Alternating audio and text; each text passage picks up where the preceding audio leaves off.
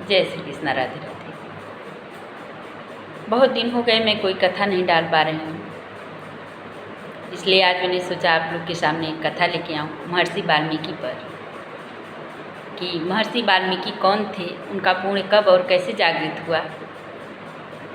उनका नाम हम लोग पढ़े भी हैं कि कक्षा 2 में थी, अंगुलीमाल नाम के डाकू का उनका एक नाम ये भी था, लेकिन आगे चलकर जब उनका पुण्य जागृत हुआ तो महर्षि वाल्मीकि कैसे कहलाए। अगर ये कथा अच्छी लगे तो ज़रूर बताइएगा। चलिए कथा की ओर चलते हैं। महर्षि वाल्मीकि को आप सब जानते हैं, उनका एक रामायण में बखूबी जिक्र किया गया है कि उल्टा नाम जपत जग जाना, वाल्मीकि भय ब्रह्म समाना। तो लेकिन उन्होंने उल्टा नाम कैसे जपा और ब्रह्म के समान कैसे हो गए, कौन सा उनका पुण्य और प्रारब्ध जागृत हुआ, इस पे नज़र डालते हैं।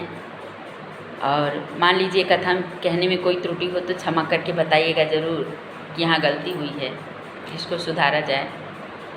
तो महर्षि वाल्मीकि ऐसे थे कि वो रास्ते में जो भी व्यक्ति जाता था राहगीरों को लूटते थे। पहले के समय में कोई सुविधा थी नहीं, न 4 व्हीलर की सुविधा थी, न रास्ते की सुविधा थी।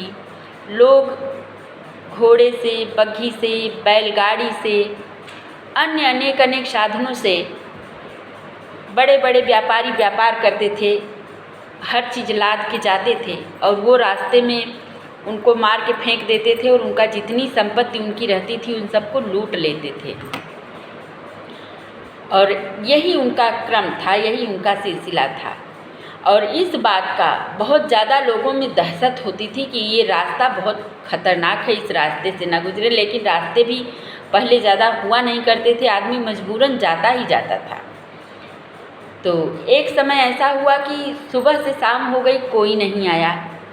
जब सुबह से दोपहर होने को हुई और इंतज़ार करते रहे वाल्मीकि जी, कोई आया नहीं, तो उन्होंने कहा लगता है कि डर गए हैं लोग, इसलिए इस रास्ते से आ नहीं रहे हैं, क्यों ना मैं चल करके छुप करके उनका इंतज़ार करूं। तो एक पेड़ पर चढ़ गए, वो एक पेड़ पर चढ़ गए और वो पेड़ था बेल का, और उस दिन था प्रदोष के दिन वो बेल पर चढ़ कर के वो बेल पत्ती को तोड़ तोड़ के ज़मीन पे फेंकते थे। दोपहर से उनको शाम हो गई और जहाँ वो बेलपत्र फेंक रहे थे वहाँ शिवलिंग था। और जब प्रदोष के दिन भगवान शिव पर वो अनजाने में ही सही बिल का पत्र फेंक रहे थे, तो भगवान शिव इतना प्रसन्न हो गए कि उनके पुण्य को ही जागृत कर दिया, उनको डाकू से महर्षि बना दिया, जो रामायण की रचना कर डाली। तो शाम हो गई, भगवान शिव देखे कि ये मेरा भक्त है और ये ऐसे भंवर में फंसा पड़ा है कि इसका उद्धार कैसे हो। तो वो क्या किए, सप्तऋषियों का भेष बना करके उस रास्ते से गुजरे और राम रट की ध्वनि करते हुए। तो जब वहाँ पहुँचे तो बड़ी तेज गर्जना हुई कि रुक जाओ, जो भी है तुम्हारे पास वो मुझे दे दो, नहीं तो जान से हाथ धो बैठोगे। तो हाथ ऊपर करके सप्तऋषि खड़े हो गए, तो पेड़ के नीचे कूदे और कूद करके कहा जो भी है वो सब मुझे दे दो। तो सप्तऋषियों ने कहा मेरे पास कुछ नहीं है, मेरे पास सिर्फ ये राम का नाम है, ये राम की नाम की गठरी है, अगर इसको लेना चाहो तो ले लो।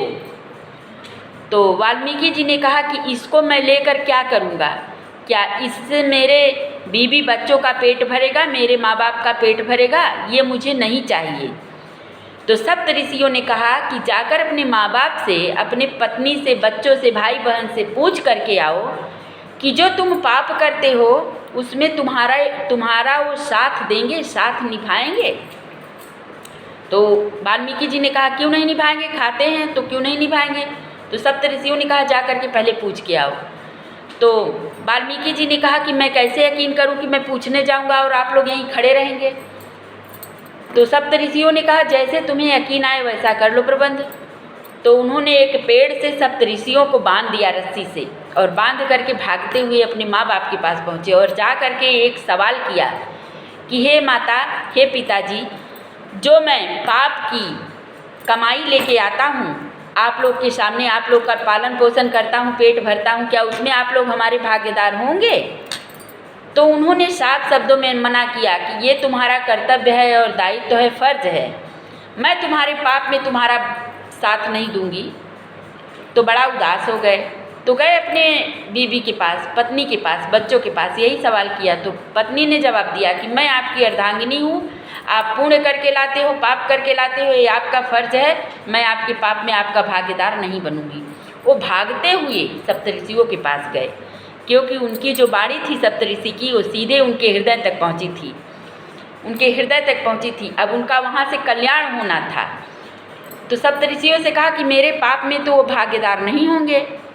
तो सप्तऋषियों ने कहा फिर पाप करके क्यों उन लोगों का परवरिश करते हो? तो कहा कि मैं कैसे, क्या राम नाम जो आप दे रहे हैं मुझे, इससे उनका परवरिश होगा, पेट भरेगा? सप्तऋषियों ने कहा इसको करके तो देखो। तो सप्तऋषि उनको राम का नाम दे करके चले गए। अब उन्होंने सोचा कि मैं कल से इस नाम को जपूंगा।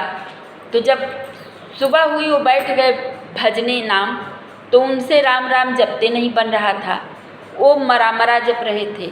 और इतना उनके नाम में पावर था, ताकत था, इतनी शक्ति थी, वो मरा मरा शब्द सीधे भगवान शिव के पास पहुंचती थी। कई दिन बीत गए तो माता पार्वती जी ने एक दिन भगवान शिव से पूछ लिया कि हे प्रभु, ये कौन सा भक्त है आपका जो ऐसे मंत्र का उच्चारण करता है जिसका अर्थ कुछ समझ में नहीं आता? तो भगवान शिव ने कहा, देखिए रामायण की सर्वप्रथम रचना, भले गोस्वामी तुलसीदास जी को नाम दिया गया है, गोस्वामी तुलसीदास जी माता पार्वती ने उनकी परवरिश की है, वो भी एक प्रेरणादायक थे।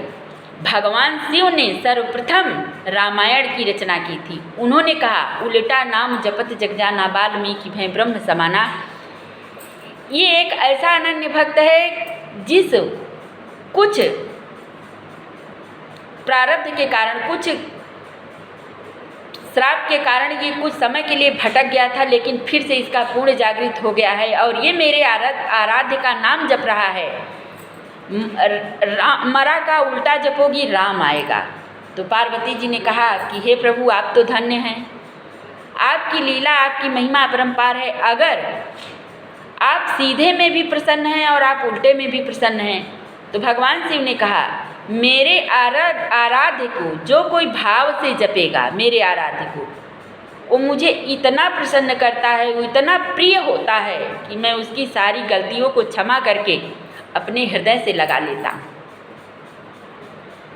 बिना मेरे आराध्य के भक्ति के मुझे कोई प्राप्त नहीं कर सकता। ऐसे नारायण ने लिखा है कि बिना शिव के भजन से मुझे कोई प्राप्त नहीं कर सकता। इन दोनों का प्रेम देखिए। तो अभी के लिए कथा मेरी समाप्त हुई। और महर्षि वाल्मीकि जी को आप सब जानते हैं कि उन्होंने रामायण की रचना कर डाली, महर्षि वाल्मीकि हो गए।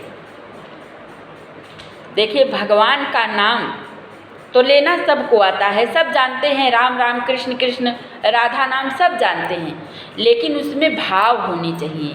यदि आपके भाव नहीं हैं तो भगवान नहीं है। भगवान ने नहीं कहा कि आप बैठकर मुझे 10 घंटे जपिए और चित्त वृत्ति को घुमा के रखिए, नहीं।